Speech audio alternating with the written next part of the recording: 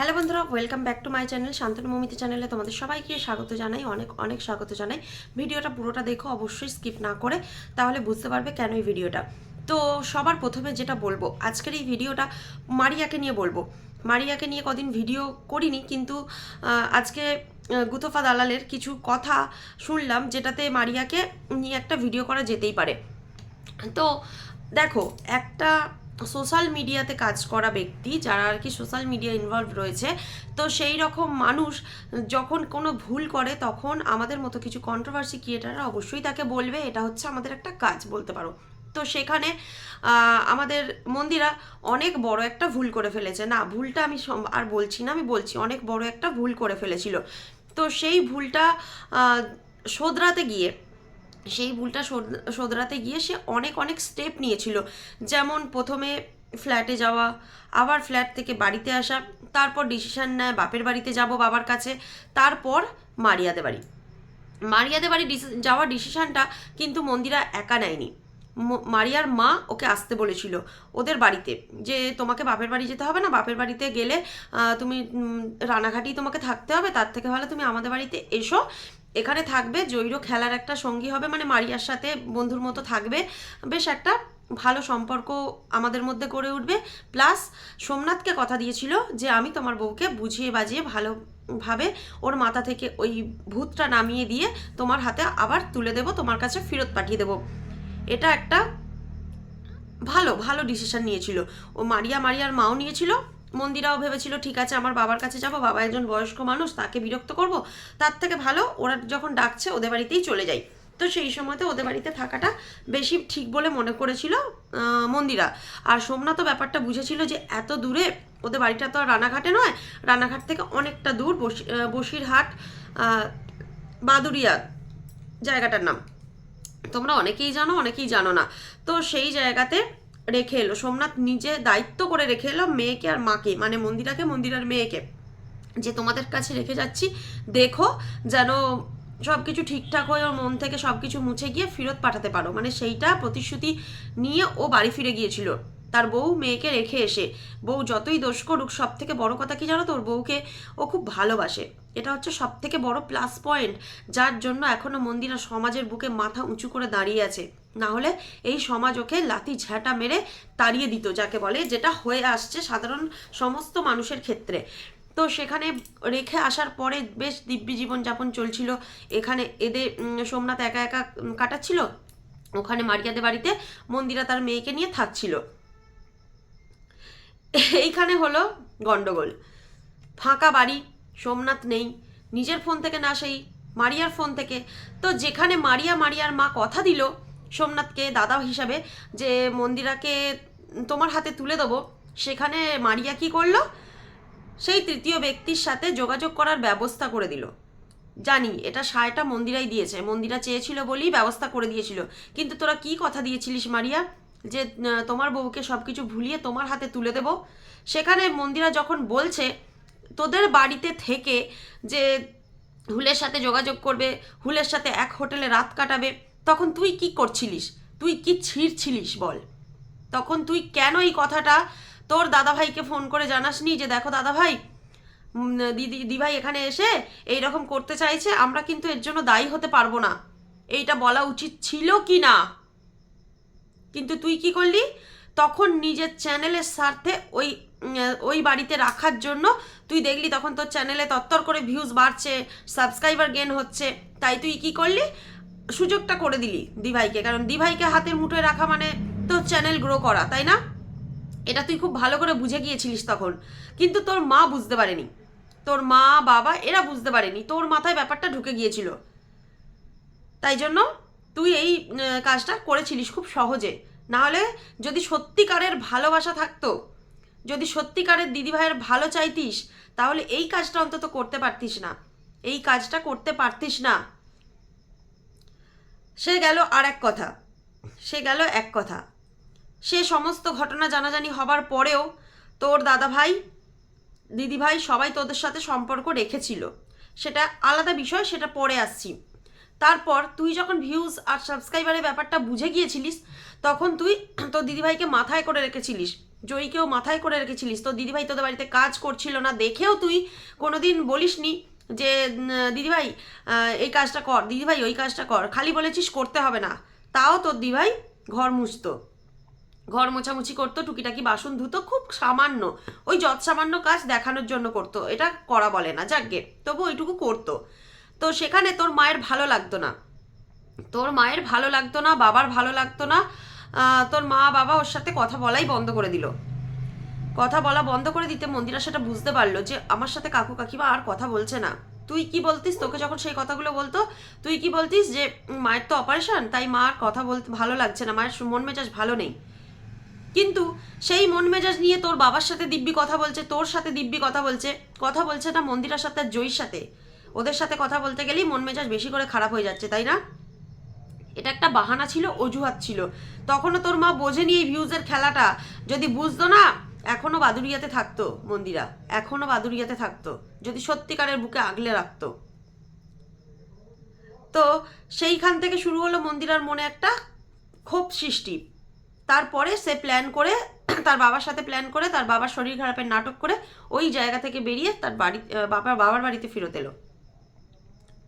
সেখানে ফেরত আসার পরেও অনেক কিছু ঘটনা ঘটে গেছে, সেখানে থাকাকালীন অনেক অনেক কিছু ঘটনা ঘটে গেছে। সেখান থেকেও দেখা করতে যাচ্ছে, তার মায়ের কাছে যাচ্ছে মেয়েকে রেখে দেখা করতে, অনেক কিছু ঘটে গেছে। ওর বাবা পুরোপুরি প্রশ্রয় দিয়েছে, সেই ছেলের সাথে তার বাড়িতে পর্যন্ত গেছে, সেখানে সোমনাথের হাতে ধরা পড়েছে, ধরা পড়ে মারপিট হয়েছে, সেখানে সোমনাথের হাত ভেঙে গেছে। মানে বিশাল বিশাল একটা কাহিনী, যে কাহিনী শোনাতে গেলে এখন এই ভিডিও কম করে 30-40 মিনিট 50 মিনিটে হয়ে যাবে। আর আমি এত বড় ভিডিও করতে পারি না, এত বকার আমার ক্ষমতা নেই সত্যি কথা বলতে কি। তো তোমরা সবাই জানো, ছোটোখাটো বিষয়গুলো তোমরা সবাই জানো, তাই আর বেশি বড় করে বলছি না। সেই ঘটনাগুলো ঘটার পরে কিন্তু মন্দিরা বাড়ি ফিরে এসেছিল, বাড়ি ফিরে এসে সংসার করছিল, কথা দিয়েছিল আর কোনোদিন ওর সাথে যোগাযোগ রাখবে না। তারপরেও সোমনাথের মন থেকে ওই মারিয়াদের বাড়িতে থেকে রাহুলের সাথে রাত কাটানো, হোটেলে গিয়ে সেই ঘটনাটা মোছেনি। সত্যি মিথ্যা যাচাই করতে গিয়ে সে কিন্তু খোঁজ খবর নিতে শুরু করে, জানতে পারে যে অনেক দিন পরে জানতে পারে যে হ্যাঁ এটা সত্যি ঘটনা। কিন্তু এই কথাটা পাবলিশ হয়েছিল কার থেকে? গুথোফার থেকে। তো সে তো গেল আগের ঘটনা, এবার পরের ঘটনায় আসি। যখন তারা মাঝে ভিডিও দেয়নি, 1 মাস অফ রেখেছিল ভিডিও দেয়া, সেই 1 মাসের মধ্যেও কিন্তু তোদের বাড়িতে যাওয়া আসা করেছে, একদম তোদের সঙ্গে সম্পর্ক কাটান ছেড়ান হয়নি। এটা সোমনাথের বক্তব্য যে ও প্রসেসিংয়ে ছিল, ঠিক আছে, অবশ্যই থাকতে পারে, সে খোঁজ খবর নেওয়া এসবগুলো করতেই পারে। প্রসেসিং মানে কি সবসময় সিবিআই হতে হবে তবেই প্রসেসিংয়ে থাকবে, তদন্ত করবে, এটা নয়। নিজের সংসারের বিষয়ে কিছু খোঁজ খবর মানুষকে নিতে হয়, বিশেষ করে এরকম ঘটনাতে। তো সেখানে যখন মন্দারমণি গেল, মন্দিরা সোমনাথ মিলে মন্দারমণি গেল জয়ীকে তোদের বাড়ি রেখে, তো সেই সময় জয়ীকে রেখেছিলিস 7 দিনের জন্য, খুব ভালোভাবে রেখেছিলিস, ঠিক আছে, সেটা তো জানি। ফেরার পথে কি করলি? ফেরার পথে ওই বাচ্চা মেয়েটাকে নিয়ে ওরা বাইকে আসতে চাইলো না, সোমনাথ গেল তার বাইকে করে, সামনে গাড়ি ভাড়া করে মন্দিরা যাচ্ছিল, তুই দিতে যাচ্ছিলিস, মন্দিরা গাড়ি ভাড়া করেছিল, মন্দিরা, জয়ী, তুই আরও 2টো ছেলে, মানে কৌশিক, বিট্টু, তোর বয়ফ্রেন্ড অনুপম, এতগুলো মানুষ মিলে মন্দিরাকে, জয়ীকে ওই গাড়ি করে দিতে যাচ্ছিলিস, কেননা গাড়িটা তো আবার তোদের বাড়ির কাছেই ফেরত আসবে, তো ব্যাকে চলে আসবি, ঠিক আছে, ওটা কোনো ব্যাপার না, দিতে যাচ্ছিলিস। সেই সময়তে তোরা ভিডিও করিসনি, দুভাবে ভিডিও করেছিস, একভাবে মন্দিরাকে দেখিয়ে করেছিস, একভাবে না দেখিয়ে করেছিস, কারণ কেননা ওই সময় তোদের ভিডিও দেওয়া বারণ ছিল, মন্দিরারও যেহেতু ভিডিও দিচ্ছিল না, ওদের ফেস পাবলিক করাটা তোদের বারণ ছিল, তাই না? তো সেখানে তোর ফোন থেকে মন্দিরা গুথোফাকে মেসেজ করলো যে দিভাই ওকে বলো না আমার সাথে একটু কথা বলতে, মানে তখনও ভুলতে পারছে না, দিভাই ওকে বলো আমার সাথে কথা বলতে, 5 মিনিটে 5,000, 10 মিনিটে 10,000, এরকমভাবে টাকাও আমি দিতে রাজি আছি, যেটা গুথোফা বলেছে, ভেবে দেখ। আমি একটা কথা বলতে চাই, সেই সময় এত কিছু ঘটনা ঘটার পরেও তুই কি করে ফোনটা দিলি, কি করে দিলি ফোনটা? তোর লজ্জা করলো না? দেখ সোমনাথ ভাইকে বলছি একটা কথা বলি, একার জন্য কিন্তু এটা হয়নি, আমি জানি দালালের তো দোষের সীমা নেই, প্রচুর প্রচুর দোষ করেছে। আজ ওকে কমিউনিটিতে দিয়ে লাত খাচ্ছে, সেটাও নিজের দোষে, ওর সঙ্গে ওর সঙ্গে সৎ ভাব রাখতে চাইছে যাতে তোদেরকে ছোট করতে পারে, মানে সোমনাথ মন্দিরাকে ছোট করতে পারে ওই হুলের সাথে সম্পর্ক রেখে। সেটা করতে পারলো না, ওর বাড়া ভাতে ছাই পড়লো। যাকগে, ও তো দোষের দোষী, ওর বিরুদ্ধে স্টেপ নেওয়াটা তো উচিত, কিন্তু মারিয়ার বিরুদ্ধেও স্টেপ নেওয়া উচিত আমার মতে যেটা বলে। আমি কিন্তু কখনো ওই কারো হয়ে ভিডিও করতে পারি না, কারো হয়ে না, যেটুকু মানে মনে হয় যে হ্যাঁ এটা নিরপেক্ষভাবে বলা উচিত, এটা বললে নিরপেক্ষভাবে ভিডিও করা হবে, তো আমি সেই কথাটাই বলতে ভালোবাসি। মারিয়ার দোষটা কিন্তু বেশি, অনেক অনেক বেশি। দালাল তো প্রথম একদিন দেখা করেছিল বা ফোনে ইনফরমেশন নিয়ে ভিডিও করেছে, সেটা মন্দিরার বলা কথায় ভিডিও করেছিল প্রথম নিরপেক্ষভাবে করেনি, বড় ব্লগারের পা চেটে ভিডিও করেছিল, এটা আমরা জানি। কিন্তু মারিয়া কি করেছিল, যার হাতে তুই তুলে দিয়েছিলিস মন্দিরাকে, সে জোর করে জোর করে বলছি, ইচ্ছা করে তোর বইয়ের জীবনটা বেশি করে নষ্ট করলো। তাই দেখ আজ লাথি খেয়ে পড়ে আছে এক কোণে। ওর বিরুদ্ধেও স্টেপ নেওয়া উচিত, যদি দালালের বিরুদ্ধে স্টেপ নিতে হয় মারিয়ার বিরুদ্ধেও স্টেপ নেওয়া উচিত। ওটা কম নয়, ওটাও কোনো অংশে কম যায় না। ও ধোয়া তুলসী পাতা নয়। দালালের দোষের তো সীমা নেই, আমি ছেড়েই দিচ্ছি। মারিয়াও ধোয়া তুলসী পাতা নয়, মারিয়াও প্রচুর অন্যায় করেছে। ভিডিওতে এসে ন্যাকা কান্না কাঁদলেই হয়ে যাবে, ভিডিওতে এসে বললেই হয়ে যাবে যে না আমি কিছু করিনি? তুমি ভালোবেসেছো, কি করে, কি কারণে ভালোবেসেছো?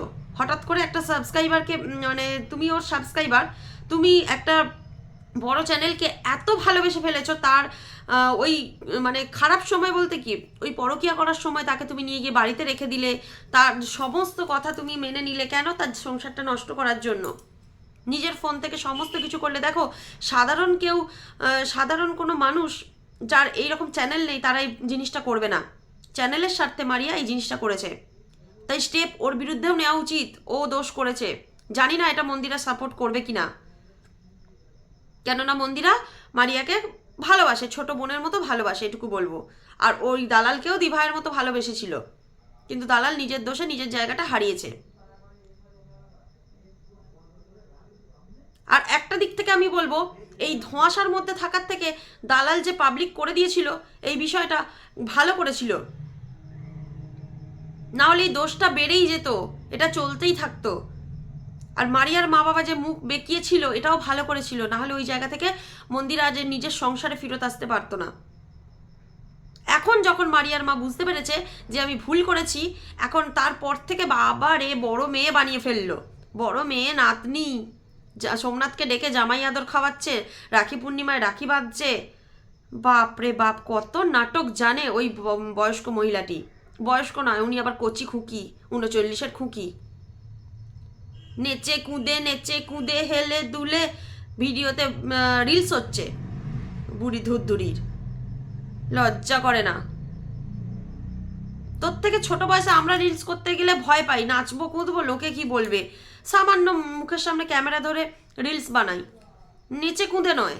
আর তুই বুড়ি হাতি, ভেতরে তো কিছু পরিসই না জামার, শুধু একটা নাইটি গলিয়ে নিয়ে নাচতে শুরু করে দিলি, কি ভালোই না লাগে, তাই না? ছি, অসভ্য কোদাগার। সোমনাথকে বলবো স্টেপ নেবার হলে ওর বিরুদ্ধেও নেওয়া উচিত, ওর বিরুদ্ধেও নেওয়া উচিত। একা দালাল কেন, দালালের বিরুদ্ধেও নেওয়া উচিত, মারিয়ার বিরুদ্ধেও নেওয়া উচিত। দুজনেই সমান দোষী, এক গুণ ওপরে দোষী। ওই মারিয়া কন্ট্রোভার্সি করে না বলে এই কথাগুলো বলে না, আর এই দালাল কন্ট্রোভার্সিটা জানে বলে কন্ট্রোভার্সিটা করে বলে ফেলে উল্টোপাল্টা কথা। আজ ভিডিও ক্লিপগুলো যখন শুনছিলাম, দালালের যে ভয়েস ক্লিপগুলো দিচ্ছিল, এই ভয়েস ক্লিপগুলোতে বুঝতে পারা যাচ্ছিল যে মারিয়া কত বড় দোষী। অনেক কথায় বোঝা গেছে, ওর কথাতেও বোঝা গেছে। জানি না এই নিয়ে কেউ কন্ট্রোভার্সি করবে কিনা, কিন্তু আমার যেটা মনে হলো আমি সেটা বললাম। ভালো না লাগলে কিছু করার নেই। নিরপেক্ষভাবে কন্ট্রোভার্সি করতে গেলে সবাইকে দোষ দিতে হবে। কারোর একার পিছনে পড়ে থাকবো, সে খারাপ বলে তার পিছনেই পড়ে থাকবো, আর বাকিরা খারাপ কাজ করেও মানে ছাড় পেয়ে যাবে, সেটা হয় না। এই ভিডিওটায় কেউ ভেবো না যে আমি দালালকে সাপোর্ট করছি না, কিন্তু মারিয়াকেও সাপোর্ট করছি না। মারিয়ারও শাস্তি হওয়া উচিত। তো চলো বন্ধুরা, এই ভিডিওটাতে এটাই বলার ছিল।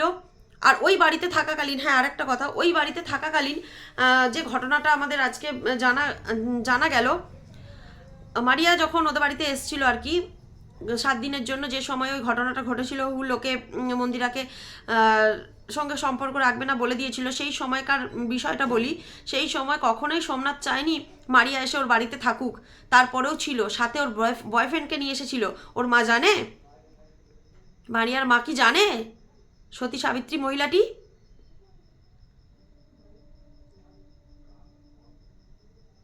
কি অবস্থা!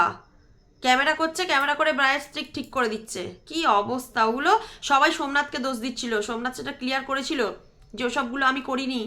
সেই ভয়েস ক্লিপটা শোনা গিয়েছে। ওই জায়গাটা এডিট করতেও দিয়েছিল ওই ভদ্রলোককে, ওর বয়ফ্রেন্ডকে, সেটাও সোমনাথের দোষ হয়েছিল। এগুলো দোষ না। সোমনাথ যদি স্টেপ নিতে হয় সবার বিরুদ্ধে স্টেপ নাও, কারো একার বিরুদ্ধে নয়। চলো বন্ধুরা, ভিডিওটা এখানেই শেষ করছি। সবাই ভালো থেকো, সুস্থ থেকো। দেখা হচ্ছে পরের একটা ভিডিওতে। টাটা।